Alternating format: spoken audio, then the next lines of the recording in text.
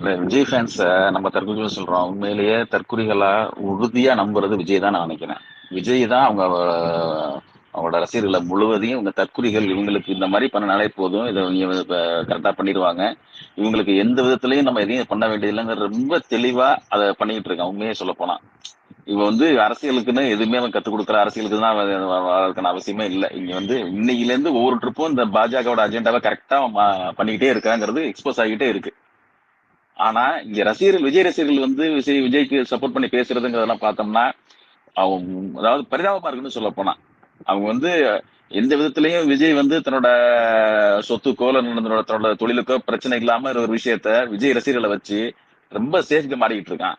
இந்த தற்குறிகளும் இல்ல, ஆமா நாங்க தற்குறிகள் தான், எங்களுக்கு யோசனை பண்றதுக்குலாம் அறிவெல்லாம் கிடையாது, நீங்க சொல்றதை அப்படியே நம்புவோம் அப்படிங்கிற லெவல்ல இருக்காங்கிறது தான்.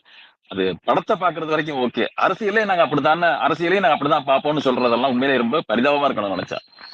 இல்ல நம்ம அதை ரொம்ப டீகோட் பண்ணிக்கிட்டு ரொம்ப அவனுக்கு முக்கியத்துவம் கொடுக்கறது நினைச்சுக்கிட்டு இருப்பாங்க கதறோம்னு. உண்மையை சொல்ல போனா நீங்க இப்ப மதன் சொன்னதுதான், இது வரைக்கும் நமக்கு அண்ணாமலை இருந்தா, சீமான் இருந்தா, இப்ப இந்த இடத்துல இந்த இருக்கும், அவ்வளவுதான். எனக்கு உங்களுக்கு ஒரு டைம் பாஸ் அந்த லெவல் தான் அவனை டீல் பண்ணிட்டு தவிர எந்த பிரச்சனையும் இன்னும் சொல்ல போனா இவன் போயிட்டான்னா அடுத்து யாராங்கிற லெவல்ல தான் இருக்கும் எங்களுக்கு. உண்மையை சொல்ல போனா இங்க பேசுறவங்களுக்கு அதுதான் நோக்கமா இருக்கும்.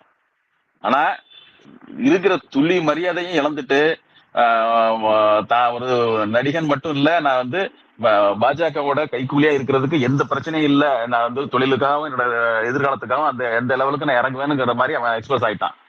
அதுல இந்த ரசிகர்களை நினைச்சாதான் உண்மையிலே ரொம்ப ரொம்ப பரிதாபமா இருக்கு. இவ்வளவு கூறுகட்டத்தனமா ஒரு கூட்டம் இருக்குமா அப்படிங்கறத யோசிக்கவே முடியலைங்க. ரஜினி ஃபேன்ஸ் கூட இந்த அளவு எனக்கு உழவு, அவங்க கொஞ்சம் வயதானவங்க இருக்கிறதுனால கொஞ்சம் மெச்சூரிட்டி வந்துட்டு நம்ம தெரியல. இந்த பசங்க அண்ணன் படம் எப்படி நடிச்சாலும் ஏத்துக்குவோம், எப்படி நடத்தலாம் பார்ப்போம், அது ரைட். ஆனா அரசியல்லையும் நாங்க இவ்வளவு, அதாவது இங்க ஒரு தமிழ்நாட்டுல ஒரு அரசியல் நடந்துகிட்டு இல்ல இத்தனை வருஷமா. ஆனா அது இப்ப இளைஞர்கள் மத்தியில ஏன் போய் சேர வேண்டிய அவசியம் ஏற்படுதுங்கிறது இவங்கள பார்த்தா தெரியுது. அவ்வளவு மண்ணு மூட்டா இருக்காங்க. விஜய் பக்காவா யூஸ் பண்ணிட்டு இருக்கான் வெளிப்படையா. அவங்க தற்கொலை கூட்டத்தை தன்னோட வியாபாரத்துக்கும் அதனோட ஒரு ஒரு சொத்துகளுக்கும் பாதுகாப்பா ஒரு அரசியல் சூழ்நிலை இருக்கணுங்கிறதுக்காகவே பயன்படுத்துறாங்க, வெளிப்படையா தெரியுதுங்க. ஒவ்வொரு ட்ரிப்பும் இங்க சோசியல் மீடியாவில ஒரு ஒரு பிஜேபி எதிர்ப்பு ஒரு பிரச்சனை வரும்போது அப்ப உள்ள அவன் தன்னை நான் ஒரு பிஜேபியோட ஏவலாளி அப்படிங்கறத வெளிப்படையா காட்டுறாங்க, அப்பட்டமா தெரியுது. இத விஜய் ரசிகர்கள் துளி கூட யோசனை பண்ண மாட்டாங்களா? இது மட்டும், இந்த பாயிண்ட் மட்டும் கூட இல்ல ஏதோ ஒரு சின்ன ஒரு பிசிறு திட்டம்ல, என்னடா அது உங்க சொல்ற மாதிரி தானே இருக்கு. ஒவ்வொரு ட்ரிப்பும் இந்த மாதிரி முக்கியமான டாபிக் வரும்போது இந்த இடத்துல இந்த வேலையை பாக்குறானே அவன் அப்படிங்கிறப்ப ஒரு ஒரு சின்ன ஸ்பார்க் வரும்ல, அத கூட இல்ல, அதெல்லாம் கிடையாது, எங்களுக்கு அவர் தான் எனக்கு எல்லாமே அப்படின்னு கண்டிப்பா படிச்ச பசங்களா தான் இருப்பாங்க. இவ்வளவு மழுமட்டையா இருப்பாங்கிறது எனக்கு உண்மையிலே அதுதான் சங்கடமா இருக்கு. நம்ம ஹைவேஸ்ல வேகமா போயிட்டு இருப்போம், குறுக்கால ஒரு நாய் விழும், நம்ம வாட்டு போயிட்டு பேசுனதுக்கு சக்சஸ் ஆயிட்டே இருந்தாலும் சாண்டி டிபி மாத்திட்டான் பாரு, அதை சொல்ல வந்தேன், வேற ஒண்ணும் இல்ல. அதை விடுங்க, சரிடா. நம்ம ஹைவேஸ்ல வேகமா போயிட்டு இருப்போம், போறப்போ குறுக்கால ஒரு நாய் விழும் பத்தியா, அந்த மாதிரிதான் சீமானும் அண்ணாமலை இப்ப விஜய். நான் பாட்டு செவனே அக்கடா வேகமா போயிட்டு இருப்போம், குறுக்கால உண்டுட்டு கையாமையும் கட்டிட்டு இருக்கோம், அந்த மாதிரிதான் கட்டிட்டு இருக்கான் கையாமையும் குறுக்கால. குறுக்கால உள்ளாது சொல்லுவோம், சொல்ற அளவுக்கு அறிவு இருந்தா பரவாயில்ல, அதுவும் புரிஞ்சுக்கிற நன்மையில அவங்க இல்ல சொல்றது சொல்றாரு.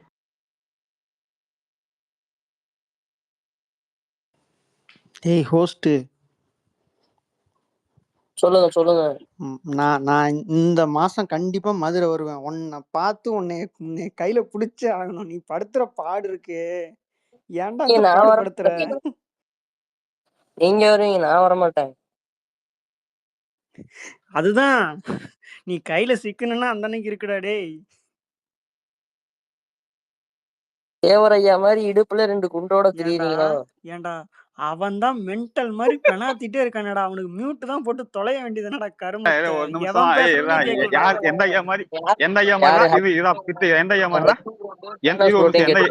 மாதிரி சொல்லு ஃபர்ஸ்ட் நீப்பா அதுக்குள்ளப்பா. இல்ல ஒரு ஐயாவை சொன்னாவன் எந்த ஐயான்னு கேட்கலாம், எந்த ஐயா சொன்ன ஐயா எல்லாம் வேணாம், ஞாயிற்றுக்கிழமை அதை பத்தி கேள அவன்கிட்ட பேசவே மாட்டான். அதை விடு, இப்ப ஐயாவுக்கு வருவாங்க. எந்த ஐயா சொல்றா நீ பிரித்திவனே திராவிடா சொல்றா, ஆனா அந்த ஐயா பத்தி தெரிஞ்சுக்கணும். டக்குன்னு மைக் ஆன் பண்ணி இவ்வளவு ஆன் பண்ணல ஐயான்னு சொல்லி ஆன் பண்ணு இப்ப. புரியலடா, தேவரையான்னு சொன்னான், என்னடா அதுல இருக்கு சொல்றா. அதுதான் கேட்டேன். புரியாண்டா, நீ வேற ஏன்டா உயிர் எடுக்கிற? இல்ல ஐயா டக்குன்னு கேட்டுச்சு, அதான் எந்த ஐயான்னு கேட்டுக்க. நான் வந்து திரும்பி சொல்லுவேன்னு பார்த்தேன். மதனு இல்ல மதனு பேந்தர் இன்னைக்கு என்னன்னு தெரியலடா மதனு. எப்படி அவ்வளவுதான் நீ எப்படி பேசி திராவிடனுக்கு ஒரு ஸ்கெட்ச் நேரம். இருக்கும், உங்களுக்கு ஒரு ஸ்கெட்ச் இருக்கு. இங்க எல்லாரும் உசுறு கொடுத்து போராடிட்டு இருக்கிறோம். அங்க இல்ல வந்து சரி, அவன் மியூட் போயிட்டான். அந்த தேவரையான் தான் சொன்னான்னு இவனுக்கு கேட்டுருச்சு. அடுத்த மேட்டர் சொல்றான்னா சொல்ல மாட்டான். எனக்கு கேட்கல, வண்டி ஓட்டிட்டு ஐயா தான் கேட்டுச்சு.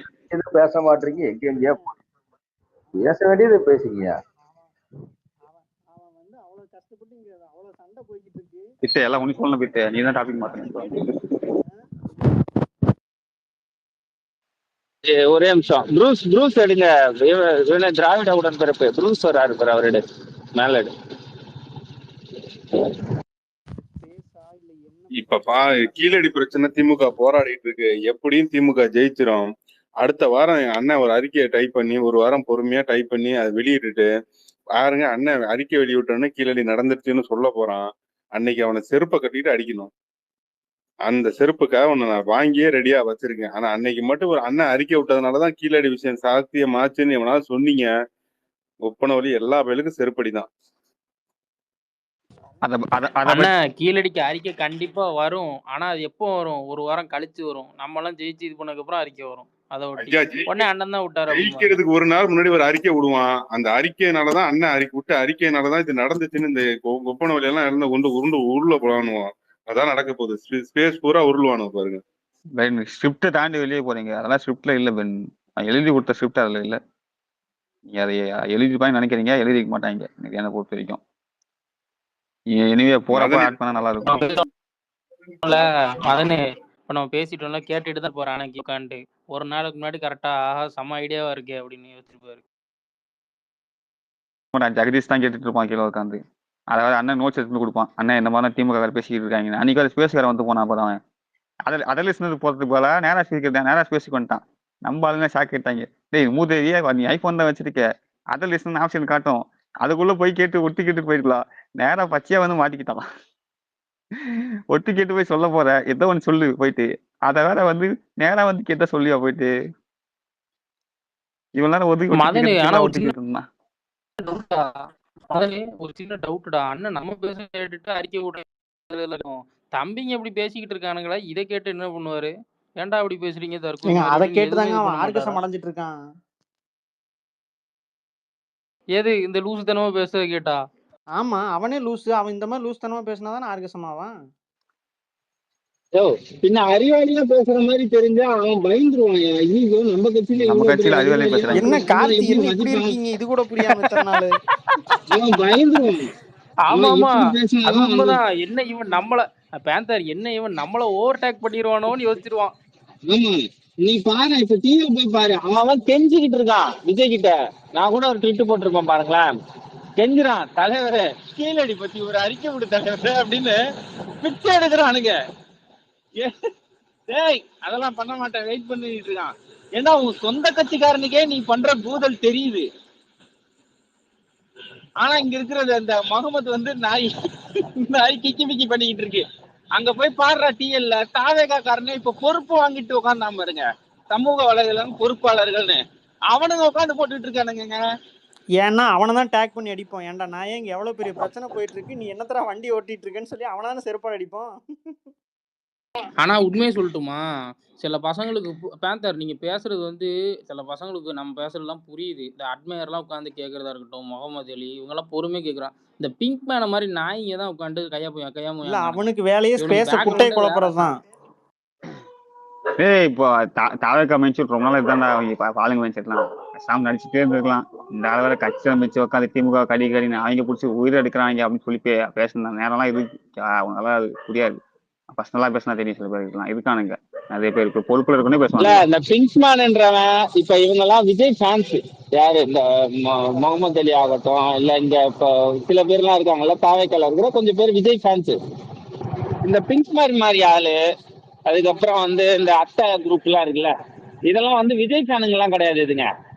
இதுங்க வந்து இப்ப வந்து அப்பாடா ஒரு இடத்துல உட்காந்து திமுக கடிக்கலாம் அப்படின்னு உள்ள வந்த நாய்கள். இதுங்களுக்கு விஜய் எக்கேடு போனா என்ன, எனக்கு ஒரு நல்ல பிளாட்ஃபார்ம் கிடைச்சிருக்கு, இங்க உட்காந்து நம்ம வந்து திமுக திட்டிட்டு இருக்கலாம் அப்படின்ட்டு வரானுங்க. நீதான்டா டிரைவர், உன்னையதானே வச்சு ஓட்டணும். அந்த மாதிரி அத்தை உட்கார வச்சு ஓட்டிட்டு இருக்கு விஜய். ஆமா, கொஞ்ச நாளைக்கு அவங்க எல்லாம் வந்து இப்ப இந்த பிரின்ஸ்மேன் எல்லாம் வந்து இதுதான் வட சென்னை பட ஆண்ட்ரியா தான்.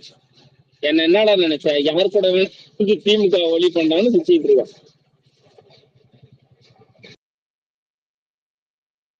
நீங்க நல்லாவே நோட்டீஸ் பண்ணலாம். கட்சி ஆரம்பிச்சு இப்ப வரைக்கும் மத்த எந்த கட்சியுமே இது பண்ணவே கிடையாது. டச் பண்ணவே கிடையாது. ஒரே ஒரு பிரைமரி டார்கெட் டிஎம்கே அப்போசிஷன், அவ்வளவுதான். இது வந்து ஈஸியா நான் சாதாரணமா இருக்கிற ஸ்கூல் படிக்கிற பசங்களுக்கு கூட தெரியும். ஏன் மத்தவங்கள பத்திலாம் இவர் பேசவே மாட்றாரு அப்படின்னு ஈஸியா தெரியும். இவனுங்க சோசியல் மீடியால தான் கம்பு சுத்திட்டு இருக்க முடியும், அவ்வளவுதான். காட்சி இதுல உண்மையான விஜய் ரசிகரா இருந்தவன் யாரு, இல்ல நடுவுல வந்து சேர்ந்தவன் யாருன்னு கண்டுபிடிக்கிறது ஈஸியா இருக்கு. உண்மையான விஜய் ரசிகரா இருந்து தாவேக்காவா மாறினவனுக்கு தெரிஞ்ச ரெண்டே விஷயம் தான். 2011 நீங்க என்ன பிஜேபி கூட கூட்டணி வச்சீங்க, ஒண்ணு நீட்டு ஒழிப்புன்னு விஜயநிதி சொன்னாரு, எல்லாம் ஒழிக்கல. 2 இதை தவிர்த்து அவனுங்களுக்கு வேற ஒண்ணுமே தெரியாது. மத்ததெல்லாம் கேட்கறானுங்களா, இவனுங்க வந்து யாருன்னா விஜய் ரசிகர் கிடையாது. இவனுங்க இப்ப உள்ள வந்தவனுங்க. உண்மையான விஜய் ரசிகனா அந்த 2 கேள்விக்கு மேல அவனுக்கு தெரிஞ்சிருக்காதுடா. குடும்ப அரசு சொல்றேங்க பேந்தர், அதையும் சொல்லுவானுங்க இந்த விஜய் ஃபேன்ஸ், அதையும் தூக்கி பண்ணி வச்சிருக்கான் அவனுக்கு. ஐயோ, அதெல்லாம் பேசினா அப்புறம் விஜய் என்னன்னு கேட்டுருவாங்க, கம்னுரியா. ஆமா கேப் இல்ல அவனுக்கு எப்படி தெரியுமா, ஒட்டு போட்ட சட்டை அந்த மாதிரிதான் அவனுங்க. கடை வாங்கி கவனி பண்ற புதுசா வந்தவன். காட்சி மாநாட்டுக்கு முன்னாடி செம ஃபன்னா இருக்கும். கேளு என்னன்னா, மாநாடு வைக்கலன்னு வச்சுக்க, அழுவானது என்னமோ உட்காந்து, அண்ணா மாநாடு வைங்கன்னு சொல்லி அதுக்கு உனக்கு திரும்பி ரிப்ளை எல்லாம் கொடுப்பானுங்க. என்ன ஒண்ணு மாநாடு வை, இதை கட்சியை கழிச்சிட்டு போ அப்படிலாம் பேசுவானுங்க. திரும்ப அவனுங்க 6 மாசம் ஆச்சு கட்சி ஆரம்பிச்சு, இன்னும் வந்து எதுவுமே பேச மாட்டேன்றீங்க, எதனா பேசுங்க அப்படின்னு சொல்லி விஜயை போட்டு நச்சரிச்சுட்டானுங்க. இப்போ எல்லாம் சொல்றானுங்க பேசாதீங்கண்ணா, நீங்க சும்மா லைட்டா வந்துட்டு இல்ல போறீங்க. இப்பயும் அது நடந்துட்டு இருக்கு. இப்ப என்னன்னா, அண்ணா ஃபீல்டுக்கு வான்னு டெய்லி 2 பேருக்கு கமெண்ட்ல அழுதுட்டு இருக்கானுங்க. ஆதவர்ஜுனன் சொன்னால அந்த இந்த ஏதோ அர்ச்சனா கூட ஏதோ ஒரு பேட்டியில கலாட்டால போய் உட்காந்துட்டு, ஜூனுக்கு மேல பெரிய பெரிய படமா காமிப்பு அண்ணா, 2 வாரம் முடிஞ்சிச்சுன்னா ஜூன் மாசம் முடிஞ்சு 3வது வாரம் வரப்போகுதுன்னு, எப்பன்னா வர இருப்பா, மழையா இருக்கான், கொரோனா பரவலான்னு உட்காந்துட்டு இருக்கான் அவங்க அண்ணா வர. இல்ல பேந்தர், இது நல்லா பாருங்க, ஆர்டர் ஆஃப் ஈவென்ட்ஸ் பாருங்க. நியூ இயர் அப்ப வந்து பொங்கலுக்கு அப்புறம் ஆட்டம் அதிரடியா இருக்கும் அப்படின்னானுங்க. பொங்கல் முடிஞ்சதுக்கு அப்புறம் பிப்ரவரிக்கு அப்புறம் ஆட்டம் அதிரடியா இருக்குன்னானுங்க. அப்புறம் என்னன்னானுங்க, படம் முடிஞ்சதுக்கு அப்புறம் தலைவர் வருவாருன்னானுங்க. அப்புறம் மாநில பொறுப்பெல்லாம் கொடுத்துருச்சு, இனி பயங்கரமா இருக்குன்னானுங்க. அப்புறம் அந்த மீட்டிங் மதுரையில எல்லாம் போச்சுல, ரோட் ஷோ, இதுக்கப்புறம் ஃபுல்லா வந்து விசிட் தான் நானுங்க. இப்படியே இவனுங்களை நம்ப வச்சு இவனுங்களை வச்சு என்டர்டெயின் பண்றானுங்கன்னு தெரியவே மாட்டேங்குது. இவனுங்க கொஞ்சம் டென்ஷன் ஆவானுங்கல்ல, அந்த டென்ஷன் ஆகும்போது சும்மா வெளியே டபர் வா கிரிகாலன் மேஜிக் ஷோ அப்படின்னு விஜயை கொண்டு வந்து காமிச்சிருவானுங்க. காமிச்சிட்டு திரும்ப உள்ள போயிடுவான். கொஞ்ச நேரம் வந்து காமிச்சிருவாங்க, இருங்க ரீட்டா டான்ஸ் இருக்கு, இருங்க ரீட்டா இங்க வாங்க அப்படின்னு சொல்லிட்டு அந்த ஆடலும் பாடலும் நிகழ்ச்சியில காமிச்சிட்டு உள்ள எடுத்துட்டு போற மாதிரி இவனுங்க காமிச்சிட்டு உள்ள எடுத்துட்டு போயிடுவான். ஒண்ணும் இல்ல, இந்த முடிச்சிடறேன், பனையூருக்கு வந்தான்ல, பனையூருக்கு வந்துட்டு அண்ணன் களத்துல இறங்கிட்டாருனா, இங்க இருந்துதான் தொடங்குறாரு, அடுத்து வேங்க வேல்றானா. யார கேட்டு நீ சொன்ன, நானும் அங்க போகலையே, நான் மூடிக்கிட்டு உட்காந்துட்டான். இப்ப களத்துல இறங்கிட்டாருன்றான், அடுத்த 1 மாசம் ஆளை காணும், அடுத்தது வர அடுத்த 1 மாசம் ஆளை காணும். இல்ல இதுல அல்டிமேட் அந்த திருவண்ணாமலை இதானவங்களுக்கு வீட்டுக்கு கூப்பிட்டு வச்சு நிவாரணம் கொடுத்தான் பாருங்க. உலகத்திலேயே எந்த அரசியல் கட்சி தலைவனும் பண்ணாத ஒரு அற்புதமான ஒரு நிகழ்ச்சி அது. பாதிக்கப்பட்டவங்க வீட்டுக்கு வர தூத்துக்குடியை மறந்துட்டீங்க தோழர், தூத்துக்குடியை மறந்துட்டீங்க. இப்ப என்ன தெரியுமா, இப்ப இன்னும் ஒரு இந்த ஜூன் மாசம் முடியற வரைக்கும் பேச மாட்டானுங்க. ஏன்னா அந்த விருது விழா போச்சு இல்ல, கல்வி விருது விழா, அந்த விழாவை பார்த்துட்டு திரும்ப அந்த வீடியோவே வந்து ஓட்டி பார்த்துட்டு ரம்யா கிருஷ்ணன் அந்த வீட்டுல உட்காந்து இருக்குங்க, அந்த மாதிரி போர் எடுத்த உடனே வந்து வெளியே வந்துருவானுங்க. ஐயோ ஜாம்பிங்க வெளியே வருது அப்படின்னு. ஆதவர்ஜுன் என்ன பண்ணுவான், நாளைக்கு அண்ணன் அவர்களை சந்திக்க போகிறார், நாளைக்கு அண்ணன் நியூஸ் போடு அப்படின்னு பாலிமர்ட்ட சொல்லுவான். பாலிமர் 2 நாள் அந்த நியூஸை ஓட்டிக்கிட்டு இருப்பான். இவங்க வந்து கொஞ்சம் லைட்டா அண்ணனை காமிச்சு விட்டு திரும்ப உள்ள கூட்டு போயிருவான். இல்ல கேக்கலடா பிட்டு தெளிவு வச்சு அடிப்பாங்கல்ல, அதேதான் இவனுக்கு வச்சு பண்ணிட்டு இருக்கானுங்க, இவனுக்கு ஃபேன்ஸை வச்சு. அதான் சொல்றேன், அண்ணன் லியோ 2 நடிச்சிருந்தா ரஜினி மிஞ்சி பார்த்து பேசி. அதான் ஏண்டா, நீ வைஸ் செக்யூரிட்டி வாங்கினதே வந்து பாதுகாப்பா வெளியே வர்றதுக்கு தானடா. வீட்டு உள்ளே இருக்கிறதுக்காடா. இதுக்கு ஷூட்டிங் போயிட்டு டப்பிங்லாம் போயிட்டு இருக்கு. டப்பிங்லாம் முடிச்சுட்டு வருவாப்ல. என்ன என்ன குறைஞ்சி போச்சு? இல்ல இளவு மதன் அந்த அது அப்டேட்டையாவது சொல்லி தொலையா. நான் ரொம்ப ஒரு வாரமா கேட்டுட்டு இருக்கிறேன். எந்த நாயும் சொல்ல மாட்டானுங்க, அதையும் சொல்ல மாட்டானுங்க. கடைசியில அதுக்கு தாண்டா அவன் லாய்க்கு. அதையாவது ஒழுங்கா பண்ண சொல்லுங்கடா. நல்ல வேலை எச்சினத்துக்கு ட்விட்டர்ல ஐடி இல்ல இருந்தா உசுறு எடுத்துருப்பாங்க அவனை போட்டு. டேய் அப்டேட் கொடுறா அனிருத்துக்கு உட்காந்து. இப்ப நான் பார்த்தேன்ல அனிருத் நேற்று மேரேஜ் பத்தி எடுத்து போட்டிருந்தாங்க. கமெண்ட்ல போயிட்டு ஓஎஸ்டி அனிருத் ஓஎஸ்டி டே பொறுப்பாளர் வாங்கிட்டீங்கடா, பொறுப்புல இருங்க கொஞ்சமாச்சும் ஏதாவது பண்ணுங்க. அதை விட்டுட்டு உட்காந்து அவங்க லியோ ஓஎஸ்டி கொடுங்க. லியோ ஓஎஸ்டி கொடுறா இல்ல கல்யாணம் ஆகாதா அவன்கிட்ட போய் டேய் அவனுக்கு கல்யாணம் ஆனால அவன் குடிக்கணடா. அந்த கமெண்ட்ல போயிட்டு அவன் போட்ட போஸ்ட் கீழே போயிட்டு உட்காந்து ஒரு கல்யாணம் லியோ போஸ்ட் கொடுறா அப்படின்னு இல்ல கேட்டு மதனே, அதெல்லாம் அனிருத் உண்மையிலே அந்த கமெண்ட் எல்லாம் படிக்கிறதா யாரா அவன் ஜோக்கர் பைத்தி நினைக்க மாட்டான். பார்ட்னர்ஷிப் டிவிக்கு மாநில ஒருங்கிணைப்பு இணை ஒருங்கிணைப்பு மண்டல அன்னு போட்டிருப்பான். இந்த மண்டல இணை ஒருங்கிணைப்பு போட்டிருக்க மூதேவி கொஞ்சமாச்சு நல்லா நடந்துக்க. அதை விட்டு போய் அவன்கிட்ட கமெண்ட்ல உட்காந்து சரி இதை பண்ணிட்டு இருக்க ஜிம்ஸ்க்குன்னு அசிங்கமா நினைக்க மாட்டான். ஏதோ விஜய் ஃபேன்ஸா இருக்கப்போ ரைட்டு ஃபேன்ஸ் பேசினாங்க அப்படின்னு தாலுக்கா போகுது ஆனதுக்கு அப்புறமா இப்படியே பண்ணா அவன் நினைக்க மாட்டான் தப்பா கூட. இந்த நாளைக்கு ஓட்டு போடுறாரு அப்படின்னு உசுறு எடுக்கிறாங்கன்னு.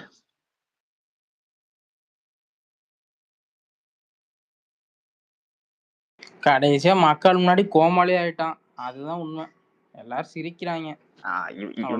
அதை தாண்டியும் பண்றானுங்க. அந்த கூலி அப்படியே வந்துச்சுங்க. சும்மா இல்லாம கமெண்ட்ல போய் உட்காந்துக்கிட்டு இல்லவா நீ லியோ டியூன் அடிக்கணும் பாருங்க இவன் வந்துட்டான் பாருங்க மேல உனக்கு மேல வர போறான் இவன் நம்மளுக்கு கூட கூடாது இதை அப்படின்லாம் பேசிக்கிட்டு அவனுங்க.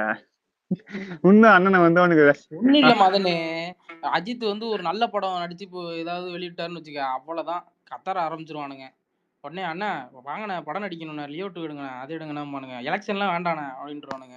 அந்த லெவலில் தான் இருக்கானுங்க அவனுங்க. எங்க வேலைலாம் செய்ய மாட்டானுங்க மதனு. ஆவின் பால் புதுல பால் ரெடியா இருக்கு. நீ ஊன் லியோ டூ மட்டும் புக் பண்ண அன்னைக்கே உடனே உங்களுக்கு எல்லாருக்கும் பால் அபிஷேகம் தான்.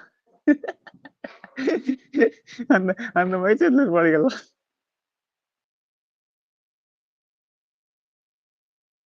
அது அதிமுக ஆட்சி.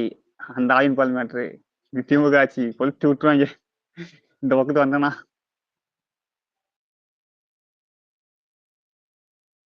இவனுங்கெல்லாம் ஒண்ணுமே இல்லை மதனு. சொஃபஸ்டிகேட்டட் எலைட் மென்டாலிட்டி இருக்கிறவங்க தான் இவனுக்கு பேசுறானுங்க. இவனுக்கு டிஎம்கே எதிர்ப்பு மட்டும்தான். நிஜத்துல இதுலலாம் பார்த்தீங்கன்னா இதுவே வேற ட்ரெண்டே வேற மாதிரி இருக்கு. அவனுக்கு என்னைக்குமே அது தெரியாது. இவனுக்கு ஆன்லைன் இருக்கிறது மட்டும்தான் ஒரு உலகம் நம்பி வாழ்ந்துட்டு இருக்கானுங்க. எப்படி தம்பிகள் வந்து எலெக்ஷனுக்கு அப்புறம் ஒரு மாதிரி ஆனானுங்களோ, மைண்டு ட்ராமாக்குள்ள போனானுங்களோ, அது இவனுக்கு நிகழும். என்ன பித்து ப்ரோ கரெக்டா சொன்னீங்க. அந்த ஈரோடு இடைத்தேர்தல தோத்தாங்கல்ல டெபாசிட் வாங்காம, அவங்க பக்கத்துல வந்துட்டு இந்த பதினி அதை ஊதிக்கிட்டு இருந்தாங்களா, சீ தள்ளி போ அப்படின்னு. அதுதான் சொல்றேன். எப்படி நாம் தமிழர் தம்பிகள் வந்து ஒரு டிராமாக்குள்ள ஒரு எலெக்ஷனுக்கு அப்புறமும் போவானுங்களோ, அது இவனுக்கு நடக்கும். இவனுக்கு என்னெல்லாம் ஆக போறானுங்கன்னு தெரியல பாவத்தை. பித்த இன்னும் நோட் பண்ண பித்த அந்த ஆசிரியரா மீட் பண்ணாங்களே, மீட் பண்ணவனுக்கு வந்து ஏதோ புத்தகம் ஒண்ணு கொடுத்தான். ஓகேவா இவன் இவன் அவன் கொடுத்தான்னு நினைக்கிறேன். விஜய் கொடுத்தான். டே ரைட்டு நீ புத்தகம் கொடுக்குற ரைட்டா, அந்த புத்தகத்தை படிப்பான அவன் என்ன எனக்கு புரியல. இந்த புத்தகம் கொடுக்குறது இல்ல இல்ல நான் படிக்கிறது தான். நம்ம எடப்பாடி ஐயா மாதிரி தான் இன்டர்வியூல அது புத்தகம் படிச்சேன் செல்ஃப்ல இருக்கு அப்படின்னு சொல்லிடுவோம். இல்ல ஏதாவது ஒரு தலைப்பு சொல்லுங்க, செல்ஃப்ல இருக்கு மறந்துட்டேன்.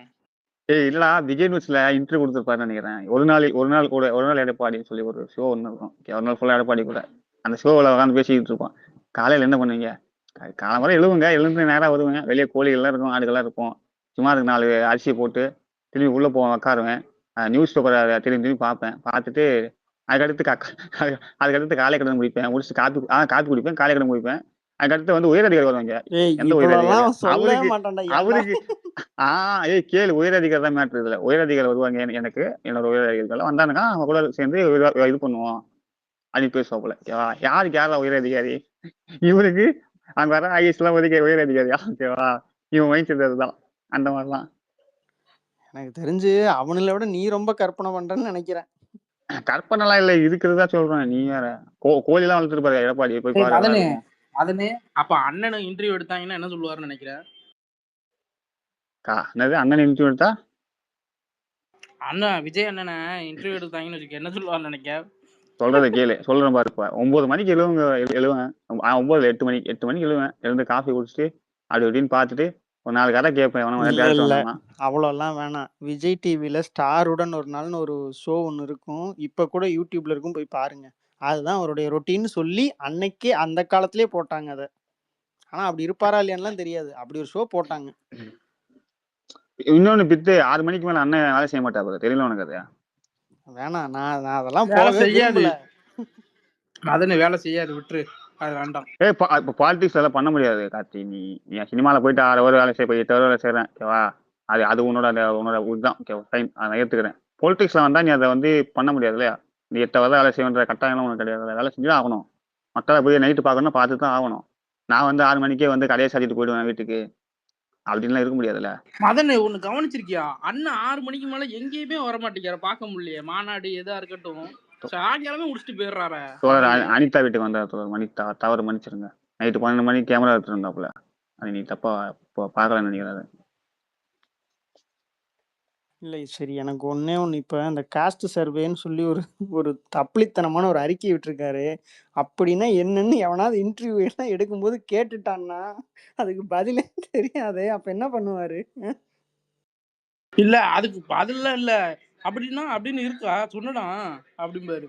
இல்ல நான் என் வேலையா போயிட்டு இருக்கேன், நீங்க உங்க வேலையை கேள்வி கேட்குறீங்க, ஒன்றும் பிரச்சனை இல்லை, நான் அப்புறமா சொல்றேன்னு போயிடுவாரு. அன்னைக்கு சொன்னதை அந்த பேசுனதையே ஃபர்ஸ்ட் இன்டர்வியூன்னு சொல்லி பிளாஸ்ட் நியூஸ் பண்ணிட்டு இருந்தானுங்க பைத்தியக்காரனுங்க. அறிக்கையில இருக்காருன்னு கேட்பாங்கண்ணா. அறிக்கையில அப்படி ஒண்ணு இருக்கா, கொடுத்துருக்கனா அப்படிம்பாரு அறிக்கையில. எனக்கு எலெக்ஷன் போறப்ப தான், எனக்கு கேம்பெயின் போறப்ப தான் நிறைய பித்து, நிறைய காமெடி நடக்கும். நான் பாரு தம்பி, கக்கூஸ் அடிச்சுக்கிட்டு இருக்கு, இல்ல கேளு அதான் நீங்க பாருங்க, எலெக்ஷன் நடக்கிற வரைக்கும் சரி, முடிய வரைக்கும் இந்த சின்னம் எல்லாமே அவனுக்கு ஃபுல்லா எக்ஸைட்டிங் ஃபேக்டர் தான். அவனுக்கு கடைசி வரைக்கும் எப்படி படத்துக்கு வந்து டீசர் ட்ரெய்லருக்கு ஒரு வாவ் ஃபேக்டர்லயே அவனுக்கு வச்சிருப்பானுங்களோ, அதே மாதிரிதான் இப்ப வரைக்கும் அந்த ரசிகர்ல வச்சிருக்கான். புரியுதா? எல்லாத்துக்குமே அவனுக்கு எக்ஸைட் ஆயிட்டே இருப்பானுங்க. இந்த ரிசல்ட்னு ஒண்ணு வரும் பாரு, அந்த அன்னைக்கு இருக்குது எல்லாத்துக்கும். ஐஸ் கேக் மாதிரி அண்ணன் சொல்றா, வெளியே எடுத்து வச்சா அவ்வளவுதான் உருகிடுவாப்புல. உள்ள ஃப்ரிட்ஜுக்குள்ளே இருக்க வரைக்கும் நல்லது. அதாவது இந்த பேர் இதுல போவீங்களே கேம்பெயின்லாம் போறப்போ புஷியானெல்லாம் கூட போறல, தம்பி அக்கா விஜய் கேட்பாங்க, பாத்ரூம் அடிச்சிருக்கு வா, ஓகேவா, என்னன்னு தெரியல. சரி, விஜய் நான் என்ன பேசுவான் சத்தியமா எதிர்பார்த்துக்கிட்டு இருக்கேன். உஷான்னு சொல்ல போல உடனே, உங்க பாத்ரூம் அடிச்சிருக்கா, ஓகே ரைட், டேய் நீ வாங்க போய் அவன் வீட்டுல பாத்ரூம் அடிச்சிருக்கா என்னன்னு பாத்துட்டு வா. நீ நல்லா பிராக்டிக்கலா யோசிச்சுப்பாரு. சீமானு இத்தனை மீட்டிங் அட்டன் பண்ணி, இத்தனை போய் கத்தி கூப்பாடு போட்டு பேசி, அந்த வீடு வீடா ஏறி கத்தி கூப்பாடு போட்டு பேச, அந்த ஆளையே வந்து மதிக்க மாட்டாங்க ஒருத்தரும். இவர் பகுமானமா வீட்டுக்குள்ளே உட்காந்துக்கிட்டு ட்விட்டர்ல வந்து புரட்சி பண்ணுவாராமா, இவங்களுக்கு எல்லாம் ஓட்டு போட்டுருவாங்களாமா. டேய், எந்த உலகத்துலடா இருக்கீங்க?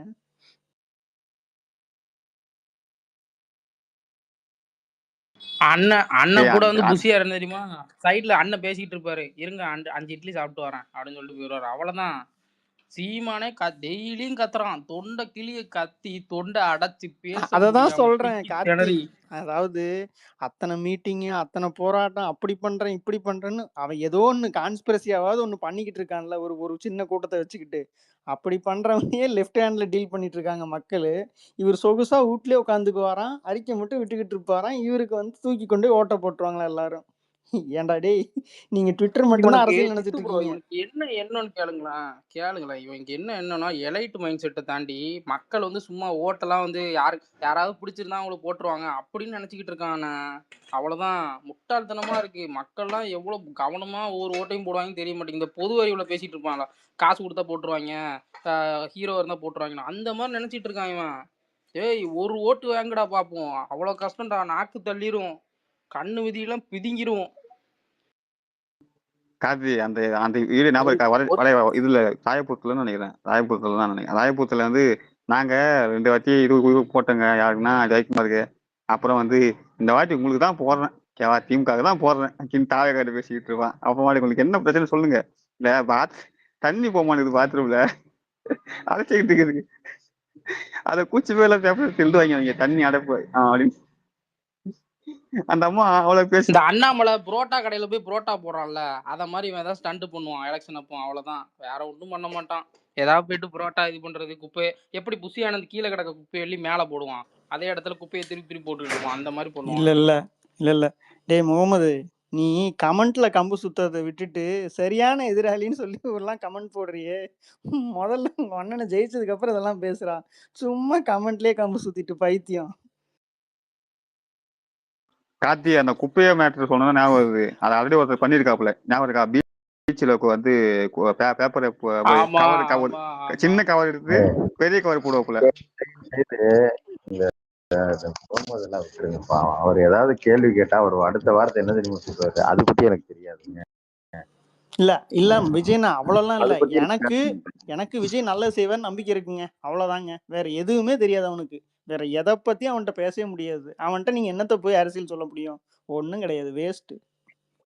கரெக்ட் தான். அததான் அதையே வார்த்தையை தான் மறுபடியும் சொல்லிட்டு இருப்போம். அப்படி அவர்கிட்ட போய் பேசி என்ன பிரயோஜனம் சொல்லுங்க. விஜய் அதான் கேக்குறேன். பேசாம விஜய் லவ் பண்ணி கல்யாணம் பண்ணா கூட பிப்டி பரவாயில்ல. ஒரு நிமிஷம் சொன்னேன். நான் சும்மா கேட்டேன். அவன் கிட்ட விளையாட்டான்னு இருக்கு. என்னடா அவன் ஆசைப்பட்டு சின்ன வயசுல கேட்டேன். மெடிக்கல் ரப்பா அவன் ஆசைப்பட்டு சின்ன வயசுல மெடிக்கல் ரப்பா அவன் ஆசைப்படையா நீ? நான் ஒன்னும் சிரிச்சுக்கிட்டு நினைச்சு ஒருத்தர் சின்ன வயசுல மெடிக்கல் ரப்பா அவன் ஆசைப்பட்டுருக்கானா? ரைட்டு. அவன் எந்த அளவுக்கு வந்து மூளையா இருந்திருப்பான் சின்ன வயசுல பாத்துக்கீங்க. பேண்டர் நீங்களும் இருக்கீங்களே பெஸ்ட் தான். வண்டி இப்பதான் சூலூர் தாண்டி இருக்குன்னு நினைக்கிறேன். இன்னொரு 1/2 மணி நேரத்துக்கு ஸ்பேஸ் ஓடும்.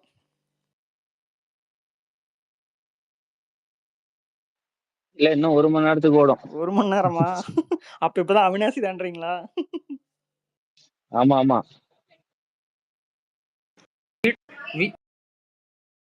வீட்டுக்கு போன உடனே அவ்வளவுதான் ஆஃப் ஆயிரும். பேச்சே காணும். பேச்சே இருக்காது. மனுஷன் இங்க இருந்து போறதே 10 மணி ஆமாயா, ஆயிருங்க. பின்ன கொஞ்சம் ரெஸ்ட் எடுத்து போய் படுக்க வேண்டாமா? காலையில இருந்து வண்டி ஓட்டுறோம்ல. ஏங்க இவரு மாதிரிலாம் ஒரு நாள்ல ஒரு வாரம்லாம் நான் இருந்தேன்னா அதுக்கப்புறம் அந்த வேலையே வேணான்ட்டு வந்துருவேங்க. அததாங்க நான் சொன்னேன். அவர் ஏத்துக்க மாட்டேங்கிறாரு. ஏன் பேந்தர் இவ்வளவு நேரம் வண்டி ஓட்டுறீங்களா அப்படின்னு கேட்டேன். அவர் சொன்னாரு, அதெல்லாம் இல்லையே, நான் ஜாலியா உட்காந்து தான் ஓட்டிட்டு இருக்கேன். எனக்கு என்ன அப்படிங்காரு. இல்ல அவரு அதுக்கு பழகிட்டாரு. அதனால அவருக்கு தெரியல. நம்மலாம் என்னாலாம் ஆமா, முடியாது. ஒரு 8 வருஷம் ஆயிடுச்சு, பழகிடுச்சு. எனக்கு ஒரு இடத்துல உட்கார்ந்து தாங்க வேலை செய்ய வராது. எனக்கு கடுப்பா இருக்கும். ஒரு மாதிரி கட்டி போட்ட மாதிரி ஒரு இடத்துல உட்காந்து காலையில ஒரு 10 மணில இருந்து சாயங்காலம் 5 மணி வரைக்கும் இதான் உங்க சீட்டுனாலும் எனக்கு மண்டை காஞ்சிரும். இல்ல உங்களால இப்படி இருக்க முடியாது. எங்களால உங்கள மாதிரி இருக்க முடியாது. அவ்வளவுதான். எனக்கு ஒரு இடத்துல உட்கார பிடிக்காதா அவனுக்கு? சுத்திட்டே சரி இருவேன். தள்ளி உட்காரு. ஏன் ஒரே இடத்துல தள்ளி உட்காரதா? லூசு. நானும் அதே வேலை தான் செய்யறேன். அவரு வேற ஃபீல்ட், நான் வேற ஃபீல்ட். அவ்வளவுதான். எனக்கு சுத்தம் தான் வேலை. டேய் மதன், டேய் எல்லா மார்க்கெட்டிங் எங்களோட சேர்க்காத. நாங்க சயின்ஸ் பேசுறோங்க, பித்தலாட்டம் பண்றோங்க கிடையாது. நான் கலெக்ஷன் பண்றோம், கஷ்டப்படுறவன். நீ ஆபீசரா இருக்க, ஒரு இதுல மேனேஜரா இருக்கு, கஸ்டமர் இருக்க. நீ இங்க பாரு, நான் இப்ப நீ உங்க வேலையில 1000 பொய்ய சொல்லலாம். எங்க வேலையில எல்லாம் ஒரு நாளைக்கு பொய் சொல்ல முடியாது. இதுல என்ன சொல்ல முடியாது. ஏன்னா நாங்க டீல் பண்றவங்க வந்து படிக்க தெரியாதவங்க எல்லாம் கிடையாது. நாங்க டீல் பண்றதே டாக்டர்ஸ் தான். ஒண்ணு போய் சொன்னாலும் தம்பி இந்த மாத்திரை அப்படி செய்யாதுப்பான்னு தெரிஞ்சிடும் அவங்களுக்கு. ஏங்க இவங்களுக்கு டீல்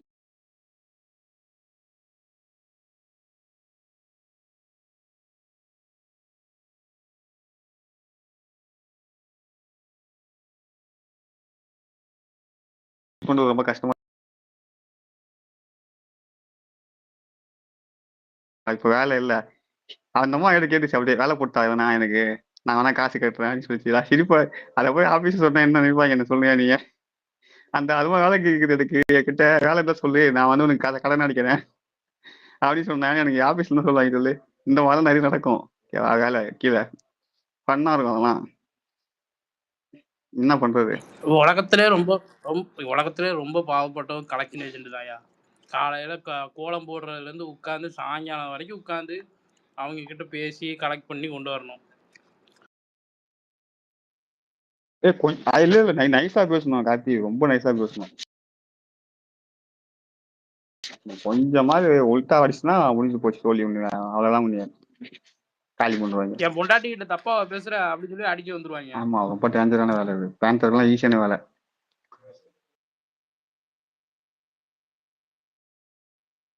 கைய வர தூக்கியிருக்கான் பேசுறாடே. பித்து ப்ரோ என்ன யார் சொன்னீங்க எடுத்தா? ஐயோ திராவிடா, பேச அந்த பாயிண்டே மறந்துட்டேன்டா. எப்போ ரெக்வஸ்ட் நான் கொடுத்தேன், போன வச்சுட்டு நான் அங்கிட்ட போய் உட்காந்து சாப்பிட்டு டிவி பார்த்துட்டு வந்தேன். கோஸ்ட் 2 பேர் கொடுத்துருக்கேன், 2 பேருமே எடுக்க மாட்டாங்க. நான் என்ன பண்ணேன்? இல்ல அவர் அப்பதே சொல்லிட்டாரு ரெக்வஸ்ட் கொடுக்குறேன் எடு அப்படின்னு. என்ன பண்ணிட்டு இருந்த? கோஸ்ட் அவர் எடுத்து விட்டாலும் என்னைய வந்து இது பண்றாரு, டிஎம் வந்துட்டு மிரட்டுறாரு, எப்படி எப்படின்றாரு. தேனோஸ் ப்ரோ கொடுத்தேன், அவரே ஆளை காணோம். யாருமே வாங்க மாட்டீங்க. இல்ல பிங்க் பேனை உடனே எடுக்கிறியே.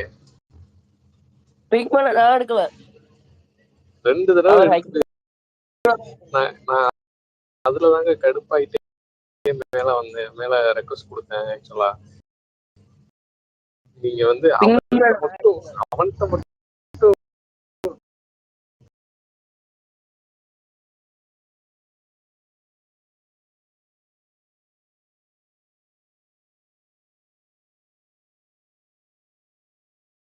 பேசாதீங்க. வேற